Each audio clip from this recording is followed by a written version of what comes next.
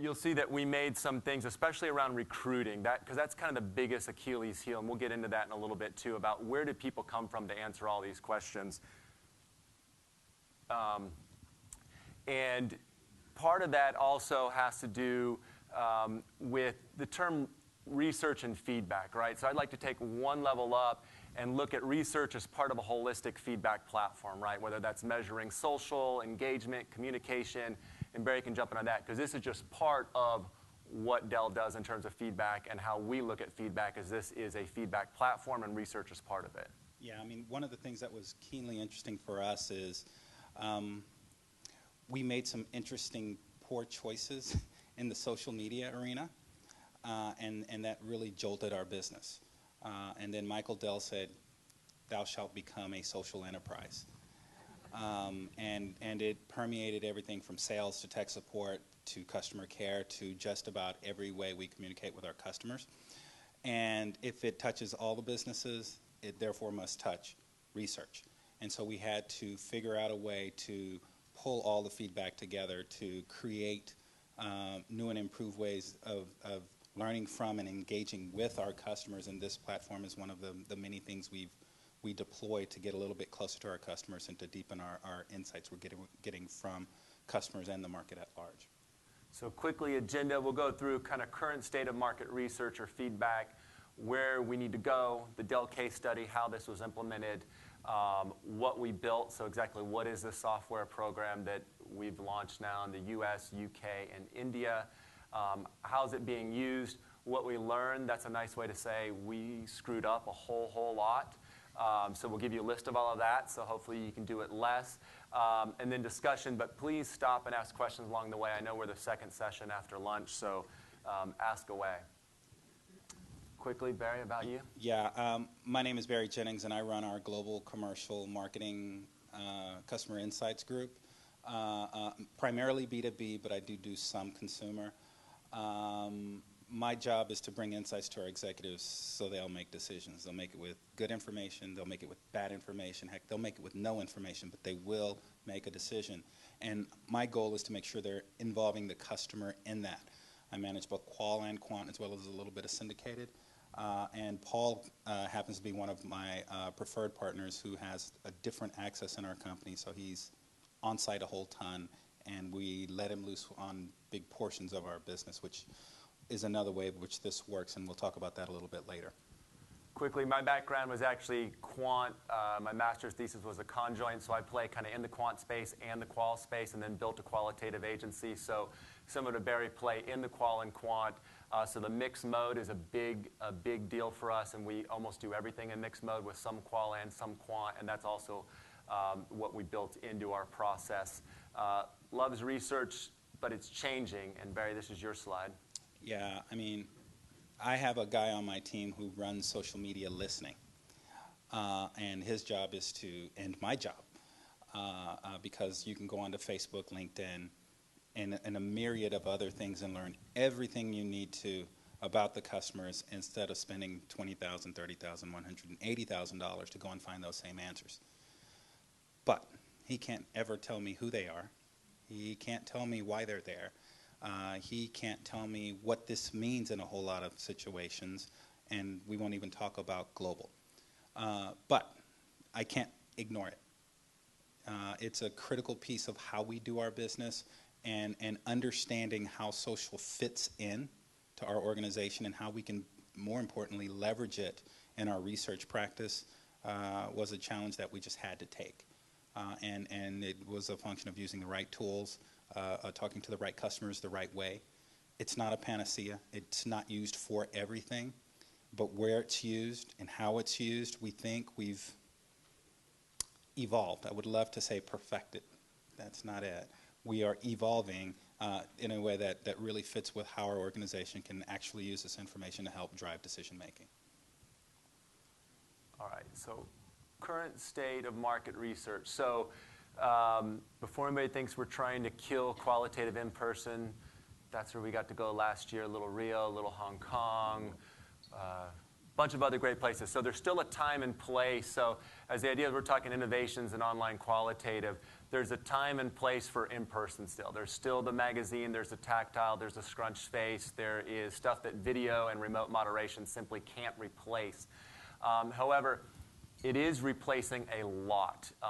Just listening tools, as Barry mentioned, like Radian 6. Can I go find out what the sentiment is around my new brand launch without having to launch a brand tracker?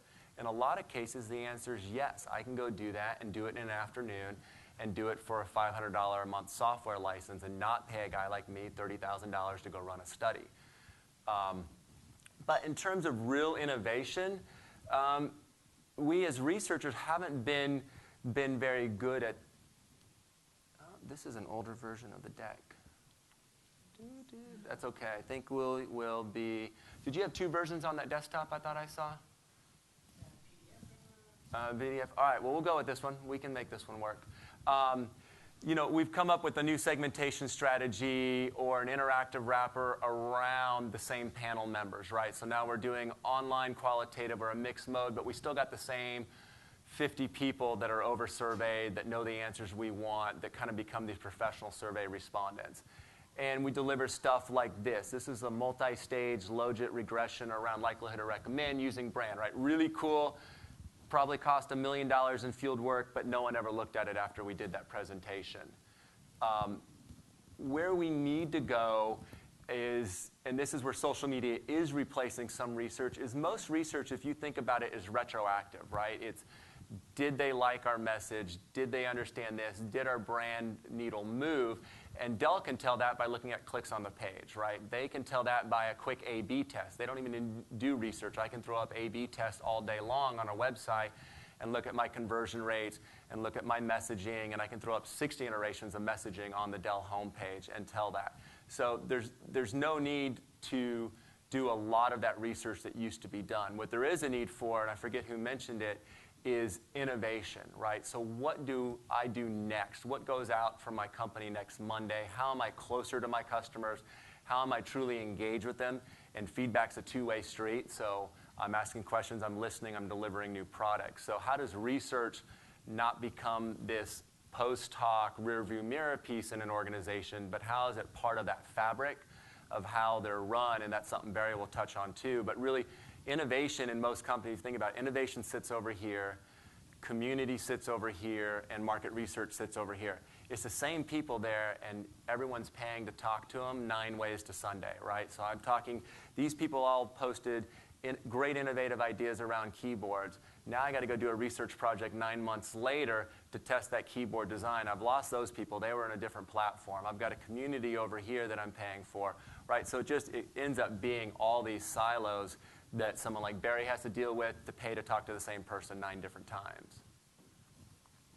And this is kind of, Barry can touch on this, but outcomes, right? Outcomes are what matter at the end of the day. Yeah, I mean, this is why I exist now. I used to care a ton about research. I would love to present my qualitative and show the quotes, and everybody goes, ooh, a customer really said that, and I look great, brilliant, because I know the customer better than anybody else. But the problem is it doesn't drive outcomes. This is what somebody will write a big check to me so that I can write a big check to one of you about. It's how to drive the outcome. People don't want to buy that quarter-inch drill. They really want to make the quarter-inch hole, right? That's the reality. And our job is to translate the research so that we can do that, so that we're driving the right answers. You know, and again, seat at the table, not as big of an issue anymore. It's what are we saying once we're at the table. And we have better opportunities to influence what we develop, increase the level of engagement with our customers from a messaging perspective, a product perspective, how to improve our marketing. And with what we're doing on this platform and in other places is we're able to make some of that difference now, as opposed to 6 weeks from now. I think we were talking about the client-based things that we need. We need it yesterday. We really do need it yesterday. We screw around internally at a big company like mine, and by the time I call you, well, my back-end date doesn't change. It just doesn't. But my ability to squeeze the heck out of you to give me an answer that I need in order to still hit that deadline, that's your reality. And what we've been able to do is hopefully create a little bit more room or leverage a tool that allows us to do that a little bit more effectively for certain situations. And we cut through that one. Cut that. All right, market research is like a marriage. First rule in marriage, listening. Whoa. I don't follow it, Barry doesn't follow it, but when it comes to your market research, you should follow it. Talking about innovation. So it used to be there, especially anybody that's worked in the quant world, 10, 15 years ago, there was market sizing studies. A lot of them, right? TAM, what's my total available market? How big is that market? And that's where this 80-20-1 rule comes. The world is definitely an 80-20 world more than it ever has been, right? 80% of my revenue comes from 20% of my countries. 80% of my growth comes from my BRIC countries, Brazil, Russia, India, China. But the important thing here is that 1%. 1% is a billion-dollar market on the low end in the global economy right now. So if you're a company doing global business, you're not as much worried about a TAM as you are about where's my next 1%, right? Where is that next innovation globally coming out of Brazil or India, or where's the next Skype? So all I need is 1% of the market to have a billion-dollar business very easily. So innovation, innovation, innovation, and faster, right? It's about understanding that focus, focus, focus, and making sure that innovation is tied to research so you can pull the trigger with an executive team. Another example, we'll do two examples around here.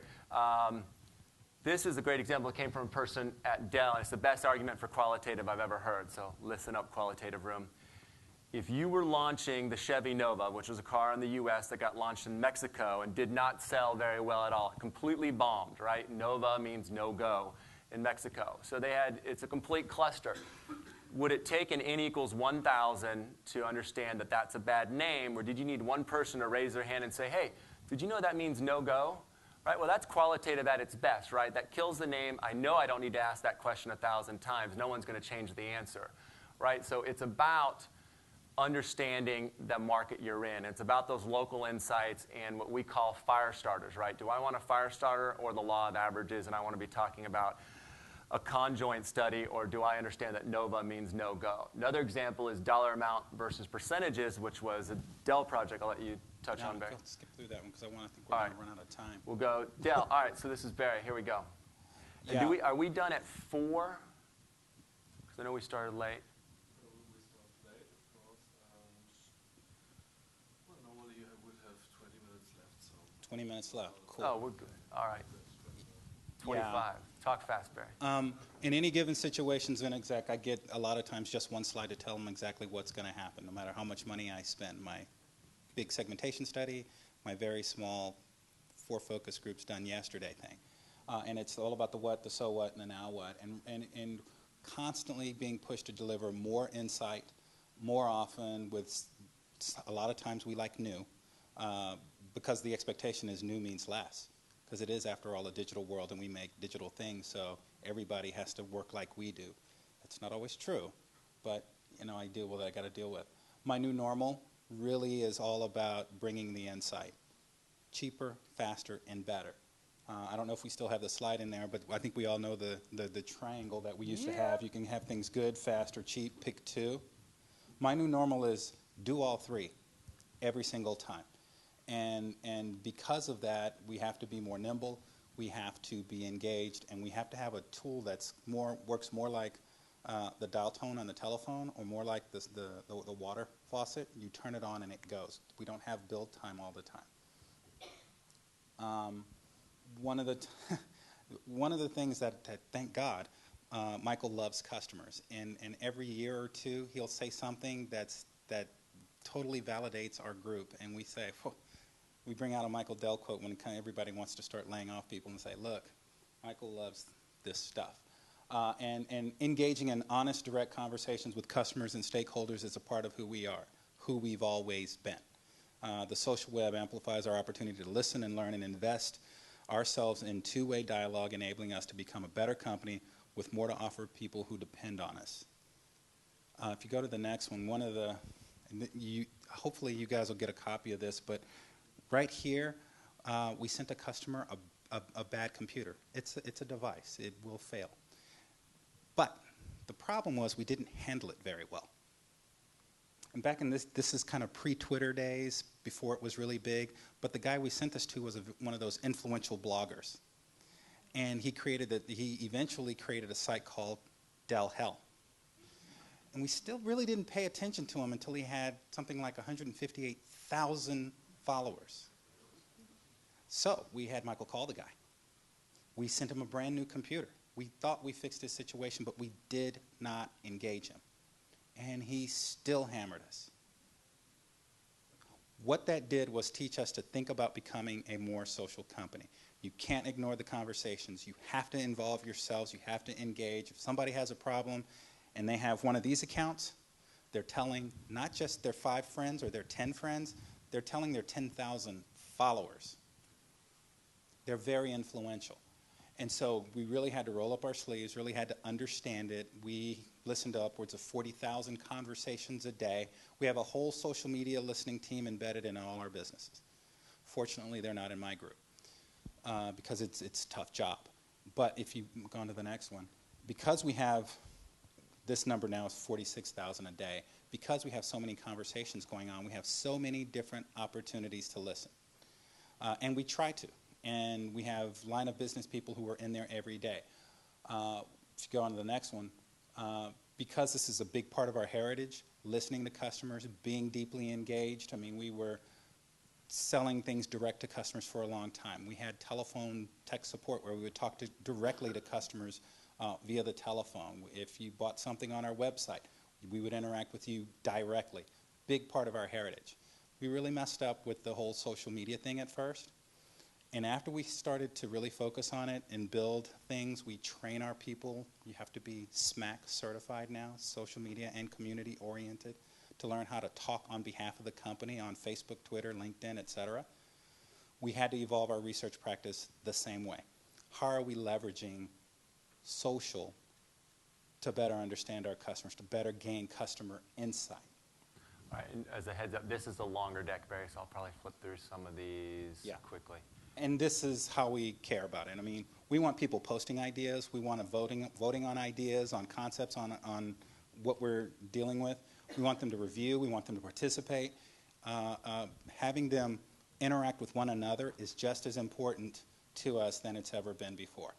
That one-way conversation of just asking a question and getting the answer, hugely important.